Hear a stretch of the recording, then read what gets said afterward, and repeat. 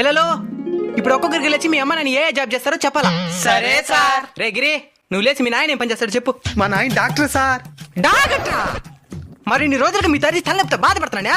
మీ నాయన రెండు మాత్రలు తెచ్చుండేదా? మా నాయన పశువుల డాక్టర్ సార్.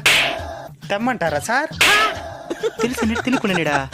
వద్దులే, సాయంత్రం మీ నాయన మా ఇంటికి రమ్మను. దేనికి సార్? మా యావ ఎండుగడ్డి తినేదిలే. పచ్చి గడ్డేసేదా?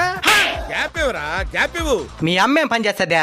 Engineer sir. మరి ఇంజనీర్ పని చేసే మీ అమ్మ పశువుల డాక్టర్ ఎట్లా చేసుకునిందా? పెళ్ళైన తర్వాత జాబ్ వచ్చింది సార్. అది లెక్క. రే చరణ్, నువ్వు లేచి మీ అమ్మ నేనే పని చేస్తారు చెప్పు. అదే ఏమిరా చెప్పు.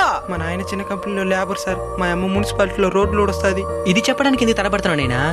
ఆడాడ వేలకు వెళ్ళంచాలు తీసుకుని కొంచెం కూడా కష్టపడిన వాళ్ళే వాళ్ళు చేసే పని గురించి గర్వంగా చెప్పుకుంటున్నారు.